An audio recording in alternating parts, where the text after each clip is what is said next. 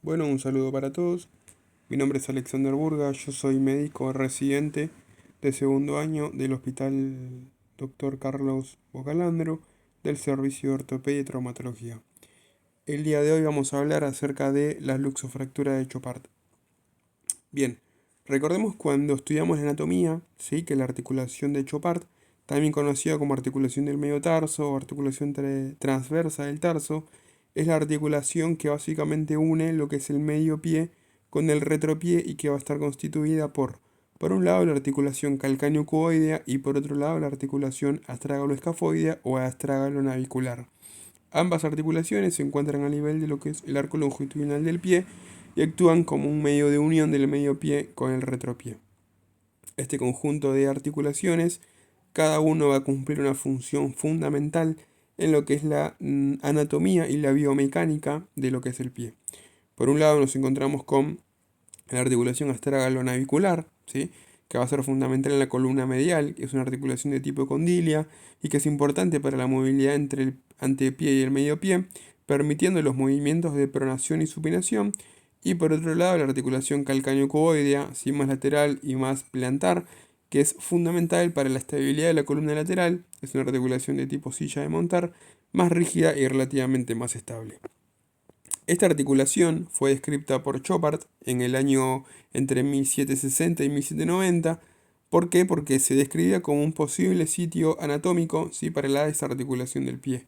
Hoy en día se sabe que tanto la articulación de Chopard como la articulación de Lisfranc son amputaciones que no dan buenos resultados porque no hay una buena tolerancia por parte del paciente.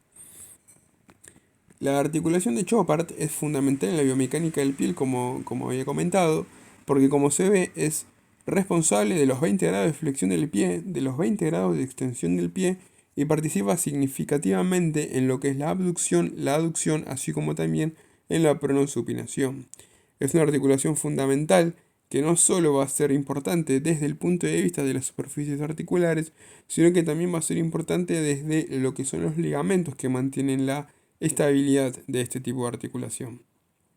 Por un lado vamos a tener en cuenta uno de los componentes más importantes, ¿sí? Que va a ser en relación a este tipo de articulación, que es por un lado el tendón del tibial posterior y por otro lado lo que es el ligamento bifurcado. La articulación astralonavicular está sostenida superiormente por el ligamento talonavicular dorsal y lo que es la rama medial del ligamento bifurcado, y plantarmente está sostenida por lo que es el ligamento de resorte, el calcáneo navicular, que va a estar compuesto por el ligamento oblicuo medio plantar, el ligamento longitudinal inferior plantar y superomedial. La articulación calcáneo-cuboidea está sostenida superiormente por el calcáneo cuboideo dorsal y la rama lateral del ligamento bifurcado, e inferiormente por lo que es el plantar corto. Dentro de lo que es el marco de sostén de la articulación de Chopard, es imperativo subrayar ciertos componentes fundamentales. ¿Sí? Nos vamos a encontrar con un componente fundamental que ya se lo acabo de comentar, que es el ligamento bifurcado, con su porción calcáneo-navicular y con lo que es su porción calcáneo-cuboidea. Este tipo de ligamento es el que otorga la estabilidad al medio pie y al retropié, y a su vez, de esta manera y con esta disposición, se da lugar a una palanca rígida que ayuda a levantar los dedos. El objetivo de esta clase es hablar de la manera, ¿sí? de entender, de tratar y de abordar, ¿sí? Lo que es la luxofractura de Chopard, a la cual la vamos a definir, ¿sí? Como una lesión compleja que, como su nombre lo dice, involucra una pérdida de las superficies articulares y una pérdida de la solución de continuidad a nivel óseo de esta articulación mediotarsiana. Generalmente se produce, como se ve en la imagen, por mecanismos de alta energía, generalmente sea por accidentes de moto o bien por caídas de altura, donde un concepto que nos tiene que quedar claro desde el principio es el concepto de una hiperflexión plantar. Epidemiológicamente, la luxofractura de Chopard está infradiagnosticada en un 30 a un 40% de casos de pacientes que ingresan a lo que es cualquier medio hospitalario, y muchas veces no solo es un componente de luxación, sino que es un componente de fracturas de alguno de los huesos del medio pie o del retropié. Este tipo de fracturas implica un alto riesgo de complicaciones, así como es la artrosis mediotarsiana. Eventualmente el infradiagnóstico es el responsable de ello, con las graves secuelas que van a tener. Como se ve, son lesiones muy poco frecuentes en la población en general, siendo el grupo más común los pacientes jóvenes adultos. Unas complicaciones que habitualmente existen y que las vamos a comentar más adelante es la pérdida de la biomecánica y de la anatomía normal del pie, sea en un pie cabovaro o lo que es básicamente un pie plano. Sistemas de clasificación: no hay una clasificación directa de lo que son las luxofracturas de Chopard, sino que está descrito por Manning y Jowett un tipo, digamos, de clasificación según el mecanismo de lo que es la lesión en el medio pie. Tenemos lesiones por sobrecarga medial, tenemos lesiones por sobrecarga longitudinal, que viene a ser la más frecuente, ya que aboga el 40% de los casos, en donde el mecanismo es una compresión del medio pie entre los metatarsianos y el astrágalo con el pie en flexión plantar. Esto implicaría una fractura de lo que es el navicular en un patrón vertical. Otro tipo de mecanismo va a ser la lesión por sobrecarga lateral, o lo que es la lesión por sobrecarga plantar, o lo que es la lesión por aplastamiento. Lo más importante que nos tiene que quedar en claro es que el mecanismo más común de lesión del medio pie y que es responsable de las lesiones de Chopard es el de Manning y Jowett, por el mecanismo de sobrecarga longitudinal. Según las fuerzas sí que estén aplicadas, y según cómo es que se dirige el vector de fuerza, y según cómo se posiciona el pie al momento del trauma, es que se va a dirigir un patrón de fractura en particular. Algunos artículos hoy en día que abogan de las nuevas formas de tratar, las nuevas formas de abordar a este tipo de luxofractura, básicamente implica que nosotros podemos tratar o podemos estadificar lo que son las luxofracturas de Chopard en función de si hay únicamente lesión ligamentosa, pero no hay luxación, o bien se asocia a luxación, o bien si tenemos fractura de alguno de los huesos del medio pie o del retropié, con o sin luxación asociada. Como dice en la imagen, si este tipo de lesión debe ocurrir a nivel astrágalo-escafoideo o a nivel calcáneo-cuboideo. Esta es una representación, sí, en primer lugar radiográfica y en segundo lugar tomográfica, una reconstrucción tridimensional que muestra lo que muchas veces pasa. No hay una luxación, lo que hay es avulsión o lo que hay es pérdida, ¿sí?, de alguno de los componentes óseos de lo que es el retropié. Vamos a encontrar también con que lo que puede existir muchas veces es una mínima avulsión, pero una importante, ¿sí?, luxación, la cual es urgente, la cual debemos reducir en el inmediato. Vamos a ver que durante mucho tiempo se abogaba por la reducción cerrada, ¿sí?, pero hoy en día se sabe que da malos resultados. No suele ser una reducción que mantenga la estabilidad, que se puede llegar a mantener estable, y además está asociado al gran daño que se le produce al paciente.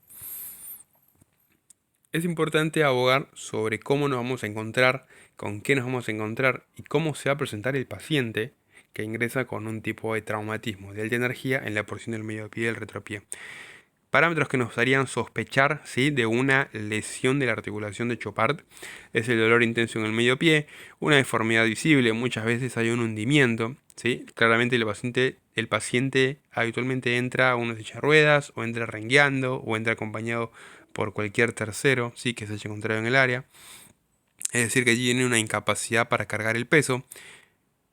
Y lo que es fundamental que nosotros interroguemos es cómo fue el mecanismo, ¿sí?, que le llevó al trauma. Por eso la importancia del antecedente, ya sea si se cayó de 2 metros de altura, ya sea si en motocicleta y chocó y cayó parado, o bien lo que le vamos a preguntar si el paciente está consciente, ¿sí?, que es el de cómo estaba posicionado el pie al momento del trauma. Porque pensar en una lesión de Chopard es haberla interrogado de que fue una lesión, ¿sí?, por un mecanismo de caída en hiperflexión plantar.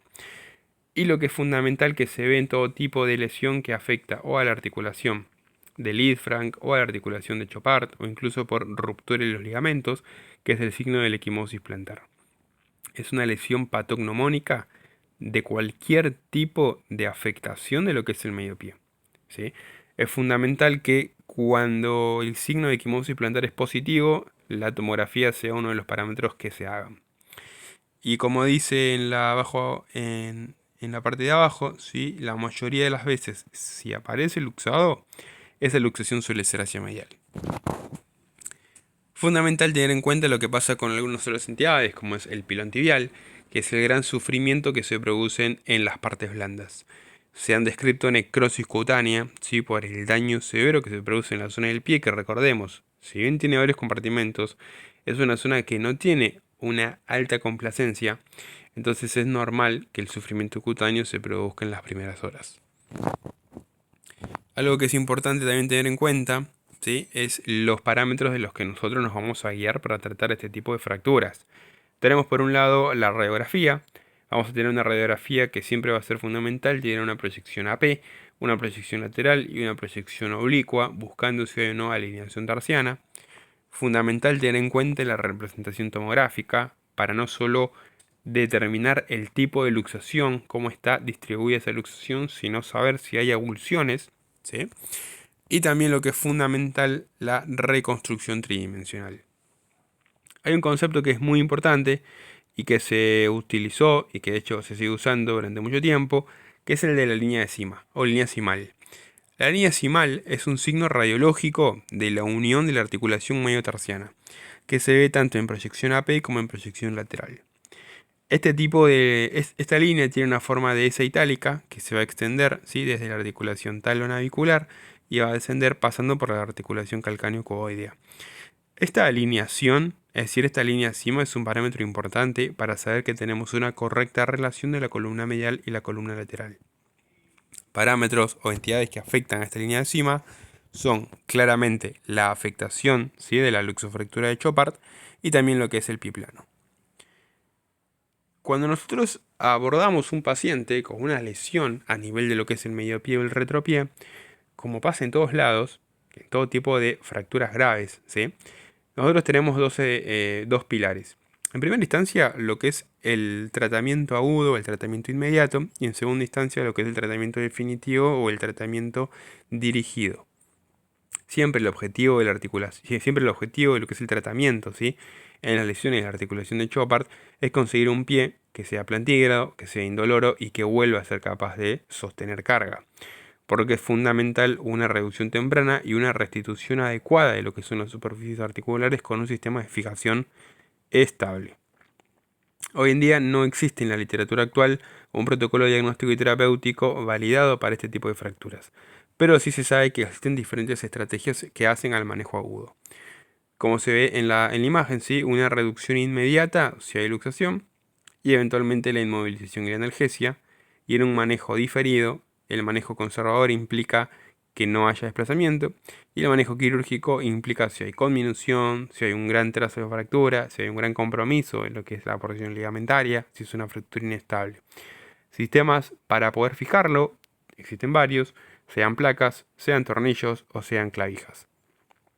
El manejo agudo, el manejo inmediato, tiene como objetivo la reducción inmediata, la restitución de las superficies articulares.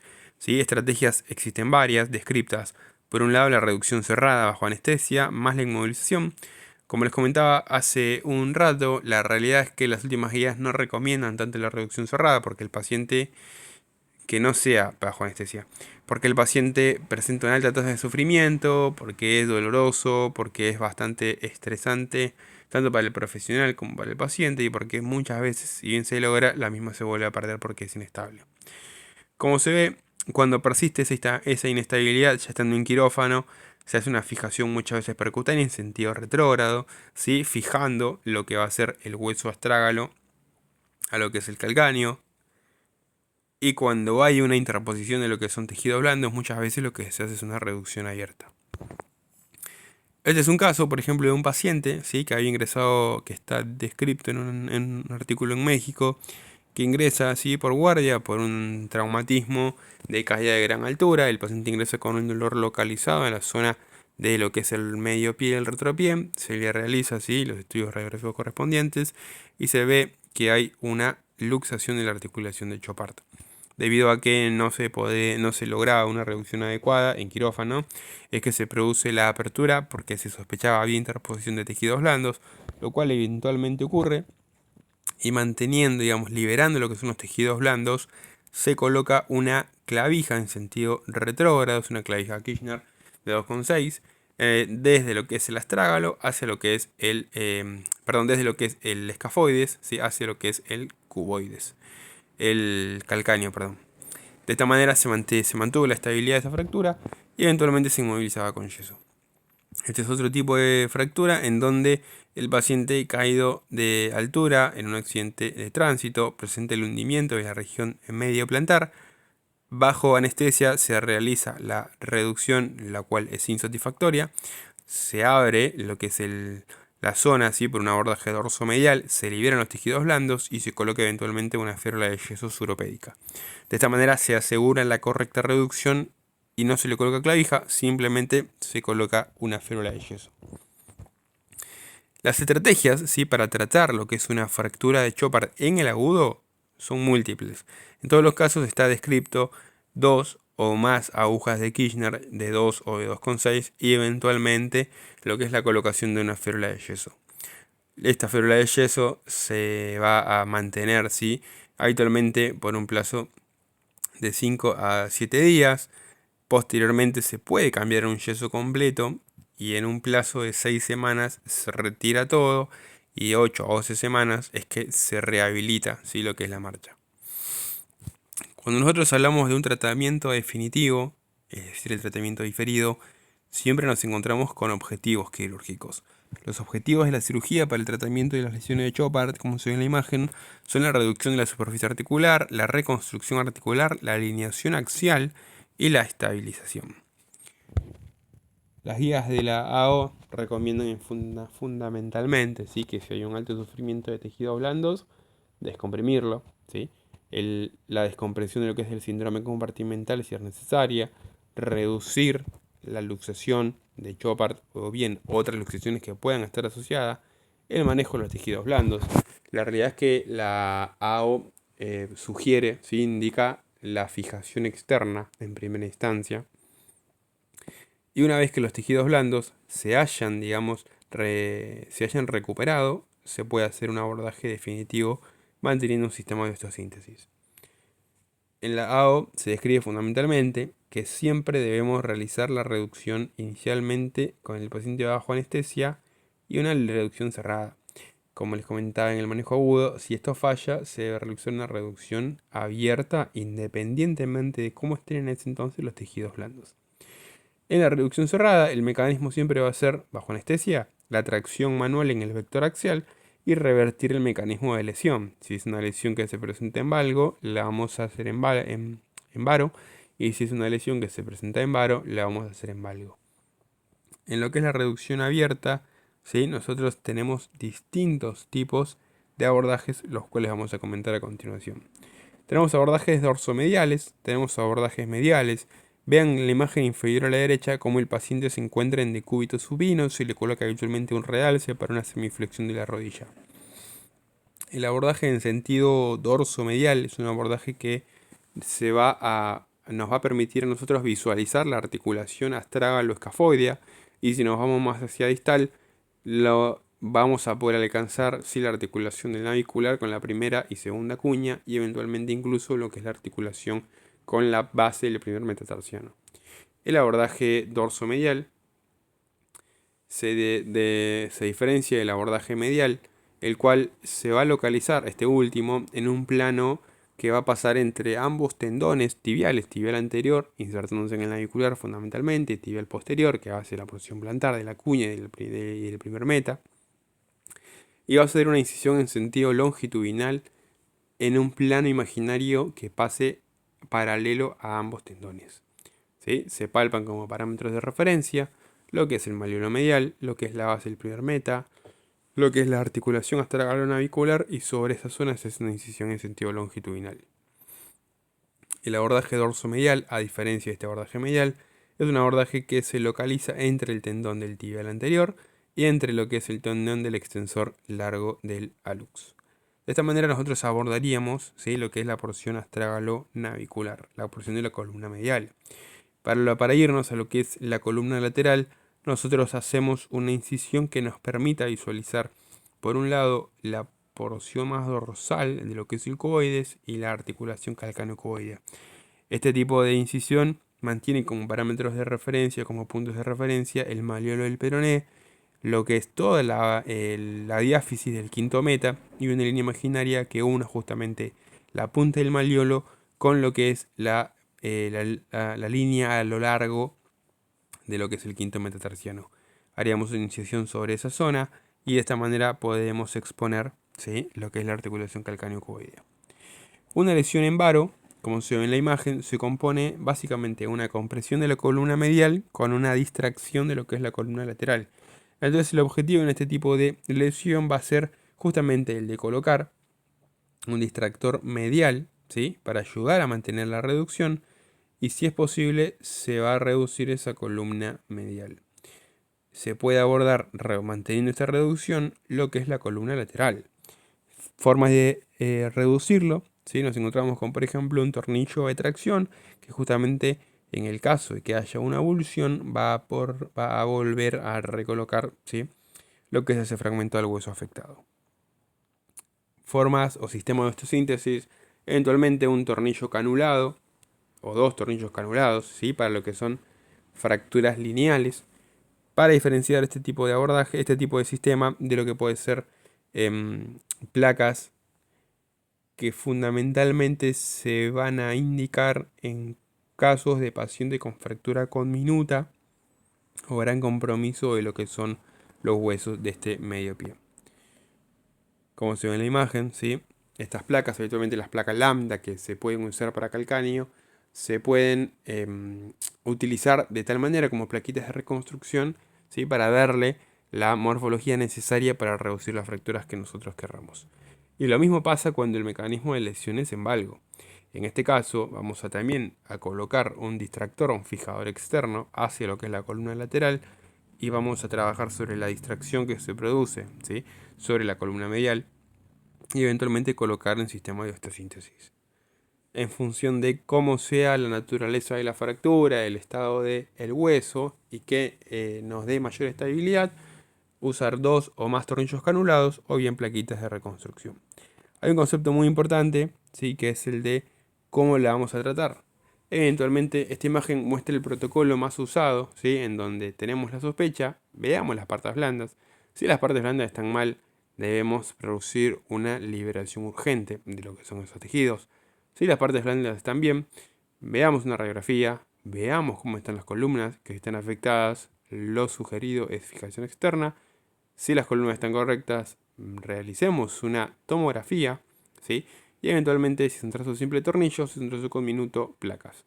Acá es importante recordar el concepto de la luxación, lo cual es urgente y lo cual debemos fijarlo en el inmediato. Hay un concepto más, que es el concepto de inestabilidad residual. Cualquier inestabilidad residual de la articulación de Chopard después de la fijación habitualmente se trata con agujas Kirchner por una transficción temporal. Está indicado insertar un mínimo de 2 alambres, 2 agujas de Kirchner, ¿sí?, de 1.8 o de 2, que van a ser perpendiculares a la superficie de la articulación en cada columna inestable. Este tipo de fijación generalmente se hace en sentido retrógrado y habitualmente lo que se busca es alcanzar el calcáneo. Complicaciones que tiene este tipo de fractura, como se ve, la artrosis postraumática.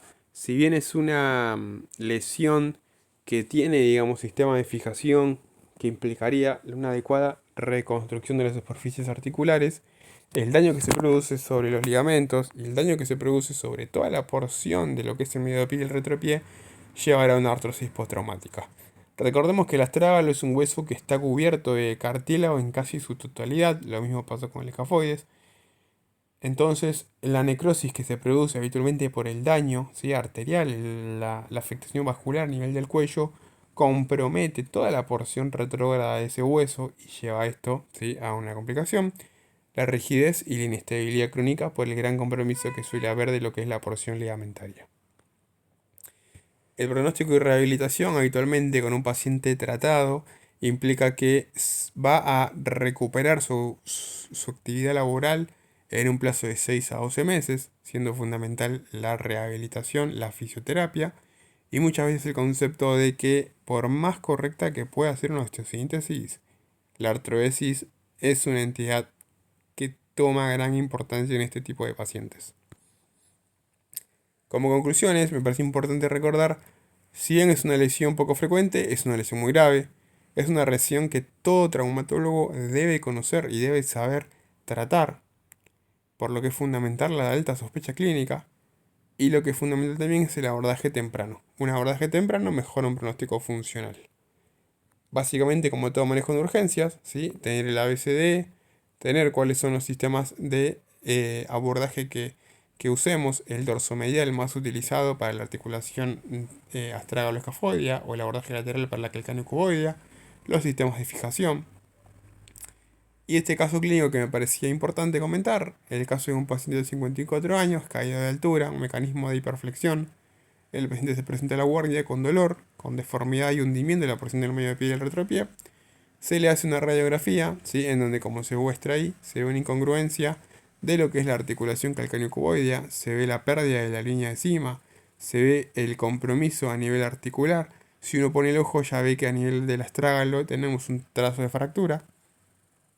Como dice, se intenta realizar una reducción cerrada bajo sedación, la cual es insuficiente, por lo que el paciente se traslada a quirófano, se realiza un abordaje dorso-medial, se observan básicamente tejidos interpuestos, se realiza una reducción adecuada y eventualmente se colocan clavijas. Clavijas siempre en sentido retrógrado y siempre fijando el astrágalo hacia lo que es el cuboides y fijando lo que es el navicular hacia lo que es el calcáneo. De esta manera se mantendría esa estabilidad. El paciente es egresado a una férula suropédica y en un plazo de 6 meses es que el paciente recupera la adecuada marcha.